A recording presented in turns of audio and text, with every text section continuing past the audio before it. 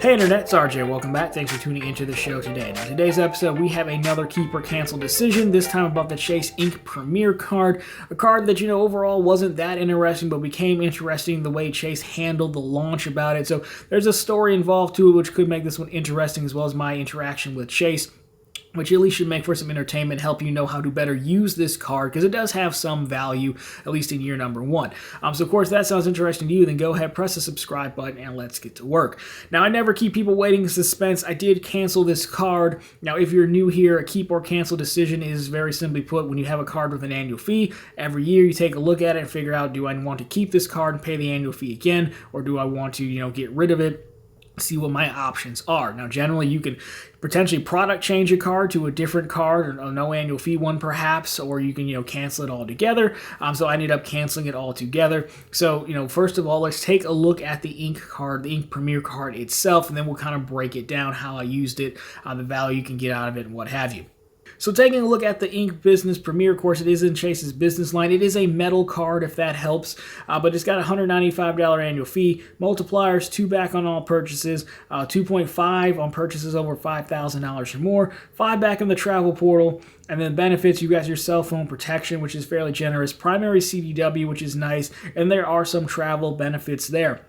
Now, it is important to note this card is a little bit deceptive, and that's why part of the reason why I thought it'd be interesting to talk about. So first of all, it does earn Ultimate Reward points, but I can confirm there are Ultimate Reward points in title only. You cannot transfer Ultimate Reward points from this card to other Chase cards. You can transfer Ultimate Reward points from other cards, like a Freedom or Ink Cash, to this card. You just can't go the other way around. So there are no transfer partners, despite it having travel benefits and things like that. This is basically a cash-back card. The other one is this card is billed as a charge card, which means you can't carry a balance. You have to pay the card in full each month, which is fine, but they do give you a credit limit. I had a $10,000 credit limit on it, which I found interesting. It's not like Amex where there's like your purchase power hidden behind the scenes. So I'm not sure what was up with that really, but it is different compared to, how they at least market the card. Now, the funny part is, many of you might be looking at this and like, how could you possibly be canceling this card? It hasn't been out for that long. But if you remember, Chase originally had like a wait list for the card, and then, you could sign up, and then maybe they sent some folks some links. But the card never went mainstream. It never went onto their website.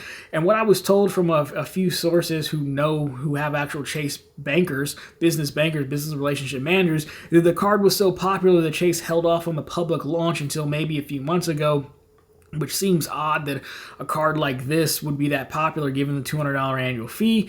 Now, the bonus at the time, I think the time at least of taping was $1,000 when you spend, I think, $10,000 or something like that, which is not too bad, and it is a business card. So I ended up finding a link. Someone posted it on the Dr. Credit, just their link to sign up. Not a referral link, just a link. And I didn't think it was going to work. And kids at home, you should never really click random links you don't know about, but I tried it. I didn't get an instant approval, but I did get approved maybe a few days later. So I was, I got in fairly early before eventually I think they started blocking those links. So that's how I got in. Overall, I used this card for the sign-up bonus. It was one of my favorite videos that we've made on the channel, which how I use this card with plastic and the Visa Savings Edge to pay off my car, which unfortunately you can't do anymore because plastic blocks payments for auto loans now.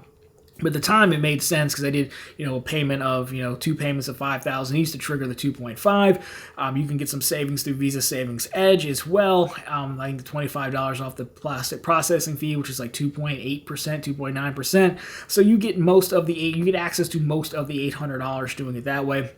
I also used it to pay my taxes last year because, again, it triggered the 2.5, which is helpful, but that was, I think, the last thing I bought with it. So overall, for me, I don't think it's a bad card. It's just really a card that's targeted at businesses. It's supposed to be Chase's answer to, like, the Capital One Spark line, which we kind of forget is there because, they're popular business cards, and it's more so like a warehouse line in your pocket for someone who's obviously making large transactions, daily for their business or monthly for their business.